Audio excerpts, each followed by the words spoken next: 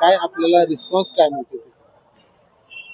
अश्विनी बिद्रे हत्याकांडाचा निकाल लागून 1 वर्ष झालेला आहे आणि या 1 वर्षामध्ये प्रशासनाच्या सर्व स्तरावरती म्हणजे जिकडे जिकडे मृत्यू दाखला अपेक्षित आहे मिळणं, ज्या ज्या ठिकाणी द्यावा अशी मागणी आहे, द्यावे अशी अपेक्षित आहे, त्या सर्व खात्यांकडे ऍप्लिकेशन दाखल केले की मृत्यू दाखला द्यावा.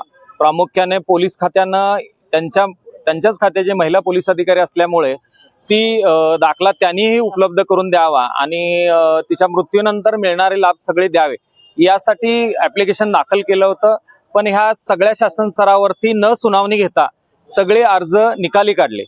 व या वरती शासनाच्या भूमिकेचा असा विषय आहे की ही जर जन्म मृत्यू नोंद जर नाकारली तर पूर्वी सत्र न्यायालयाला जायची प्रोव्हिजन होती, पण ती राज्य शासनाने काढून जिल्हाधिकाऱ्यांना दिलेल्यामुळं ह्याची अपील माननीय उच्च न्यायालयात करावे लागते. त्यामुळे मी ते केलेलं नाही.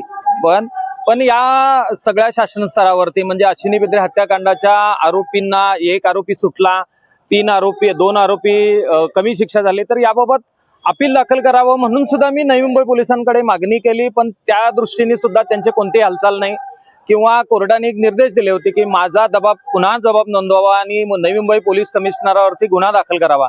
त्याची प्रोसेस झाली नाही. एकूणच ह्या सगळ्या प्रोसेसमध्ये शासनाला महिला पोलीस अधिकाऱ्याच्या बाबतीत अनास्था वाटते.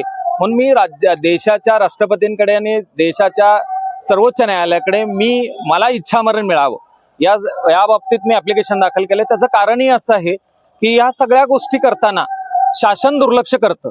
मग हे कायदे आमच्यासाठी नाही आहेत का? सामान्य माणसासाठी नाही आहेत का?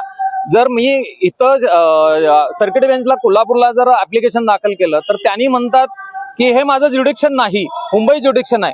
मग कुरुंदकरला पॅरोलची रजा औरंगाबाद खंडपीठ देतं कसं काय? मग हे सगळी यंत्रणा त्याच्यासाठी काम करते.